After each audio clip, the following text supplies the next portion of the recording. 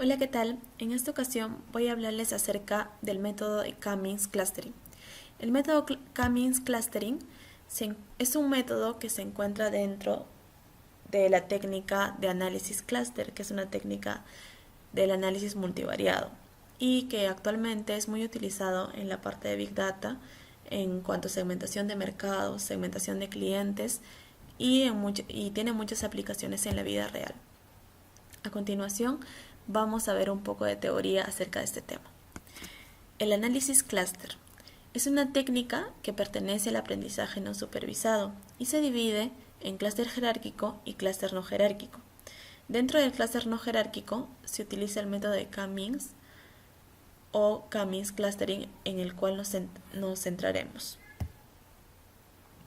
El clúster no jerárquico se conoce a priori el número de grupos K que se desea, y la idea es maximizar la homogeneidad de los sujetos asignados a un mismo grupo y la heterogeneidad entre los distintos clústeres.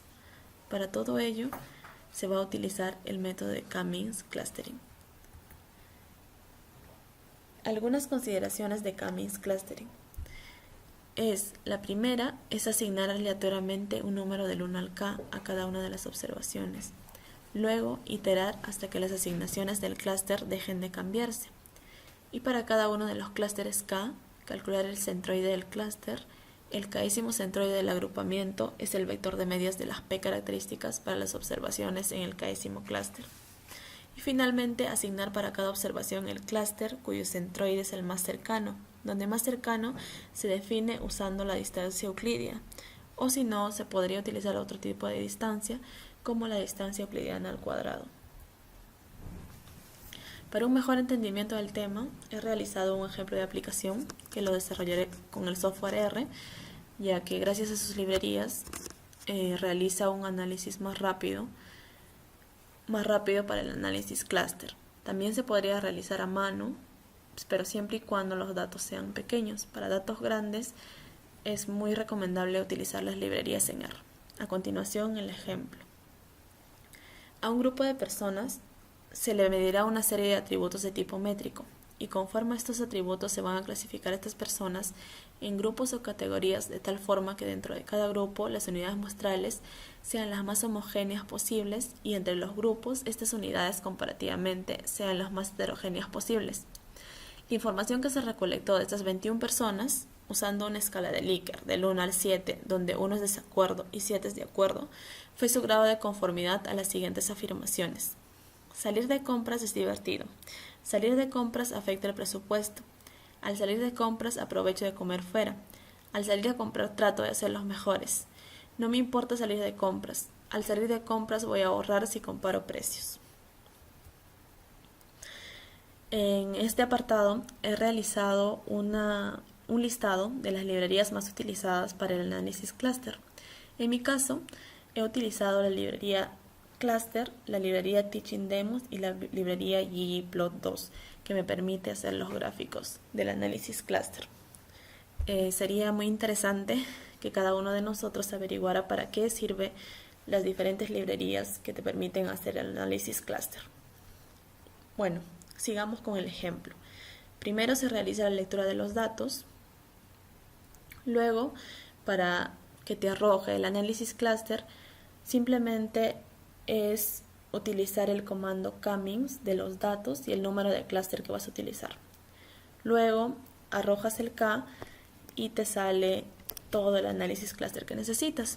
Aquí puedes ver el número de clústeres, el tamaño de los clústeres, los centroides, las medianas de los clústeres, etc. Los siguientes comandos igualmente te arroja los clústeres elegidos, el tamaño de los clústeres, los centroides, la suma de cuadrados y bueno, aquí una conclusión de que el clúster 1 está más próximo al centroide, ¿verdad? En la salida anterior se arrojan los centroides para cada clúster y los valores de la distancia por cada característica. Finalmente, se realiza un gráfico donde se observan los elementos que existen en cada clúster. Y bueno, se ha hecho una reducción de la dimensionalidad mediante componentes principales o análisis factorial para que se puedan ver claramente, ¿no?, los elementos dentro de los clústeres, ya que nosotros contamos con 7 características y sería muy engorroso ver los elementos dentro de las 7. Es por eso que la librería hace una reducción de dimensionalidad para que se puedan ver los datos agrupados en este caso, ¿no? Y bueno, en el gráfico se observan los 3 clústeres definidos a priori y sus respectivas observaciones. Se pueden observar también que entre el clúster 1 y 2 la distancia euclídea es muy pequeña, por lo que ese trabajo se podría resumir también en 2 clústeres. Como les comenté anteriormente, el investigador puede proponer el número de clúster a utilizar.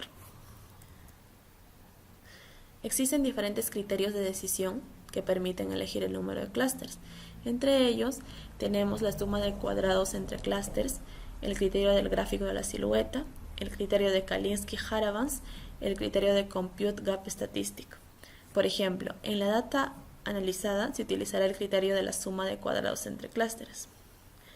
Y el software R también arroja la siguiente gráfica, donde se puede observar que a partir del 3 los valores empiezan a bajar hasta el número 4.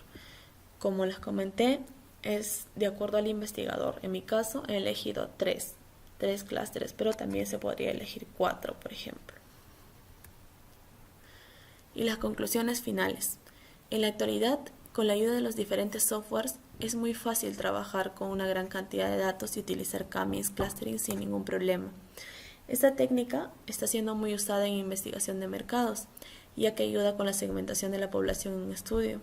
Se puede aplicar a la rama de medicina para la segmentación de imágenes médicas, en el sector financiero, para segmentar a los clientes de acuerdo a su credencial crediticio, etc. Y a medida que la tecnología avanza, esta técnica será repotenciada, ya que es sumamente útil. Bueno, eso es todo por hoy.